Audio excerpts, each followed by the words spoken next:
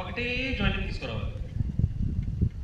ఒకటే అంటే వెస్టీజ్లో జాయినింగ్ తీసుకునేది ఈజీ, కానీ 100 PV జాయినింగ్ తీసుకునేది కొద్దిగా టఫ్గా ఉంటుంది. ఒక లీడర్ అనేవాడు వాంది కన్విన్సింగ్ ఎబిలిటీ, ఏ రకంగా కన్విన్స్ చేస్తాడో, ఏ రకంగా బిజినెస్ని తోడుకు వస్తాడు, ఏ రకంగా 100 PV చేసే ఆ లీడర్ మొహం ఎలా ఉంటుందని వానికి తెలిసిపోతుంది. 1 month ఫ్లాప్ అవుతాడు, 2 month ఫ్లాప్ అవుతాడు, 3వ month వానికి తెలిసిపోతుంది వీడు 100 PV చేస్తాడు.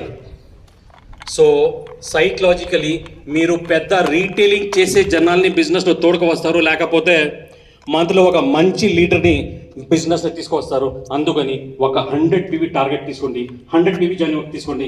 మీకు కొద్దిగా ప్రెషర్ వస్తుంది. ఎప్పటి వరకు ప్రెషర్ రాదు,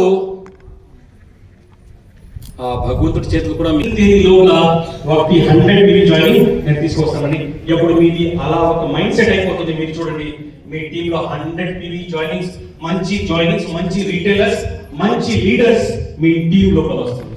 are you with me? Okay, yes. ఇది మనము వెస్టీజ్ మీకు డబ్బులు ఇచ్చి ఏటీఎం మెషిన్ కాదు. ప్రోడక్ట్స్ అమ్మితే, ప్రోడక్ట్స్ సేల్ అవుతే, ప్రోడక్ట్ కన్స్యూమ్ అయితే ఆ కన్సంప్షన్ మీద మాకు ఉండేది పే అవుట్. జనాల్ని తోడుకు వస్తే ఇన్ని తనకాల మీద మీకు కమిషన్స్ రాదు. సో మీరు ప్రోడక్ట్స్ కన్జ్యూమ్ చేయాలి. నాది బ్రష్ వెస్టీజ్, నాది పేస్ట్ వెస్టీజ్.